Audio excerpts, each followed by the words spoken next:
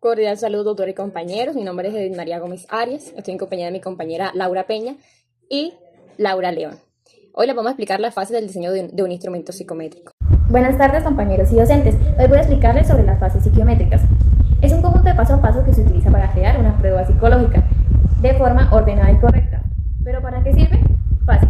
Sirve para crear una prueba garantizando un test que no sea subjetivo ni improvisado. Se garantiza la confiabilidad, que sea aplicable y evitar errores en diagnóstico, evaluaciones o investigaciones. La forma más común de analizar los ítems es un análisis basado principalmente en los índices como la dificultad, la discriminación, la validez y el estudio de las alteraciones de las respuestas. En tal sentido, lo que permite identificar si un ítem es fácil o difícil, evidenciando sus capacidades para identificar niveles en la validez medida. ¿Cómo se mide? Primero, marco de ello. Segundo, definición de la variable medida. Tercero, especificaciones. Cuarto, construcción de los ítems. 5. Edición. Sexto, estudio piloto. 7. Selección de otro instrumento de aplicación de la medida. 8. Aplicación de ítems. Y 9. Propiedades psicométricas. 10. Verificación final del ítem. Continuando con esta explicación, voy a mencionar bases fundamentales e indispensables para la creación de un instrumento de medición, como lo es la importancia de la fiabilidad y el concepto de validez. ¿Qué es la fiabilidad? En un test es la correlación de los resultados, es decir, que los resultados sean consistentes, que sean estables y que estén libres de error. La fiabilidad y su importancia radica en las decisiones tomadas a partir de pruebas psicológicas, educativas o sociales. Deben basarse en mediciones precisas. Si un instrumento no es fiable, los resultados pueden variar de manera incorrecta y llevar a interpretaciones equivocadas sobre las características o capacidades de una persona. Esta fase es indispensable para la validez porque un instrumento no puede considerarse válido si primeramente no se considera fiable y consistente en sus medidas. Entonces, ¿la validez qué es? La validez es el grado en que un test o un instrumento realmente mide aquello que pretendemos medir y nos permite hacer interpretaciones correctas y útiles a partir de esos resultados.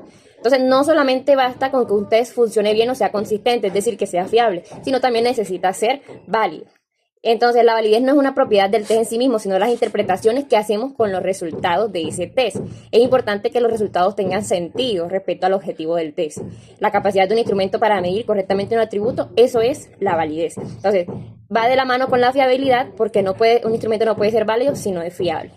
Continúa nuestra compañera Laura con la explicación de las fases para la construcción de una prueba psicométrica. Siguiendo con las fases psicométricas utilizadas, vamos a construir un test sobre ansiedad académica en estudiantes universitarios colombianos de modalidad virtual. La primera fase fue el marco general, donde identificamos la necesidad de evaluar la ansiedad académica en estudiantes universitarios. La segunda fase fue la definición de variabilidad, de la variable medida. Entonces, la variable seleccionada fue la ansiedad académica relacionada con estrés, miedo y preocupación frente a las actividades universitarias.